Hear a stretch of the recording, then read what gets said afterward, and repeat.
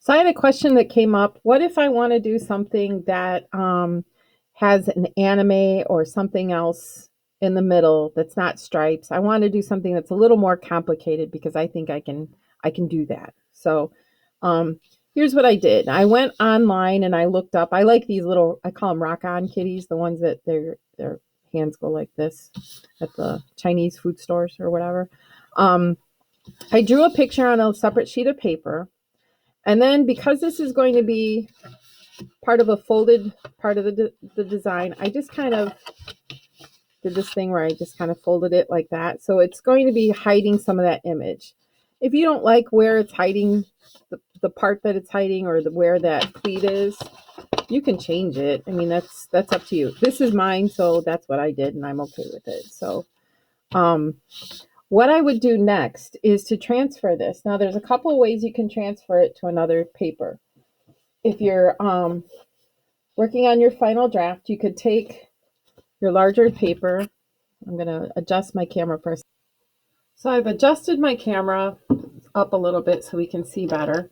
And if you have paper that you can see through, you could put the image underneath and trace the image here with a pencil. It's already been traced with a marker so that you could see through if you have thinner paper.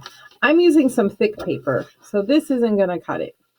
So one of the things I can do, let's take this out of the sketchbook. If you have a window, which most houses have windows, you hold this up into the window, put the paper over it. You'd have to do it when it's sunny out, and then you would trace it. You could also use another light source too. I happen to have, I'm lucky enough that my daughter went into art, so I have a cool little thin light table here. So this lights up. I can put this on top of it, put the paper over it, and you can sort of see, if I stretch this out, you can see the image of the cat there where I could trace the cat. And I also want to trace this fold line here. And that would help give me the image of the cat onto this paper so that you're seeing part of it overlapping and part of it not. Okay, that's one way of doing it as well. Another way to transfer it would be if you happen to have tracing paper. So here's a sheet of tracing paper that I have. It's very, very thin. I don't even have to have the light on this thing on. If I keep tapping at it, it should go. There you go. Now the light is off on this, but if I were to put this over the cat, you can see right through it. Okay. So what you would do, put this here, and you would take your pencil. I can grab a pencil, and you would start to trace everything you see in the drawing, including that line. All right. Once you trace it, you can see I have one that's already traced, and if you flip it over, on the back, I used a soft leaded pencil. You can just use your regular pencil. You're going to color every place you see that drawing of the cat and the little folded line. All right. So what we're going to do is create a transfer. I'm going to transfer the cat drawing onto my flag. So I've colored the back. I'm going to decide where I want this to be in the flag. It's going to be a little bit off center. So what I can do now is to take a regular pencil, trace where I drew the cat. I'm also going to make sure that I trace this line because that's a fold line. It's part of the fold lines that we started with when we did the practice drawing. I'm going to go ahead and trace this all the way.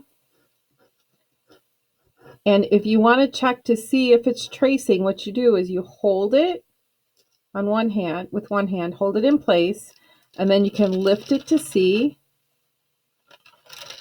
the image is being transferred. What's happening is as I'm pressing down on the tracing paper, it's actually pushing the extra graphite onto the white drawing paper. But I don't want to just flick it all the way off. I want to just carefully lift it each time and double check and make sure I have all of the parts traced. Because if I just randomly lift it all the way off, then I have to go through and try to realign it to continue tracing. And believe me, that is a pain in the you know what. So I'm going to quick as I can, finish this because it shouldn't take me too long, I hope. Okay, let's check, see how much do I have to do yet. Okay, so I still have to do the side of the face and the whiskers. Let's get the side of the face in here, the whiskers, there's a little bit of the cat cheek. Okay, let's go ahead and lift it again. I think I have this little part here. All right, so there's how you would get an image other than a flag image that looks like it's overlapped. We can also, I just turned on my light table. I can also then go ahead and add in the other fold marks. And maybe around the cat, maybe I want it to have an oval. So maybe I would do half of an oval here. And as I look at the cat ears, it looks like this section of the cat is higher and this section is lower. So I'm going to go ahead and add the rest of that oval and make it go down. Okay, this little light board is making me a little nutty there. Then maybe I want to have some stripes.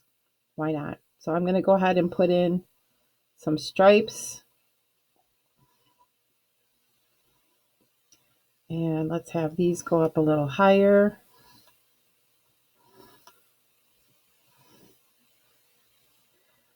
And let's see here, we'll have these go up a little higher. We wouldn't see one there. This would go higher. This would go lower. And again, this is only if you really want to challenge yourself, because this is a little more tricky than just doing a regular American flag.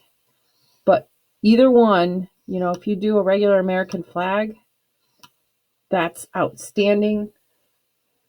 It's still very good. All right, so then the next step would be to put in the pencil values like we did in the last video.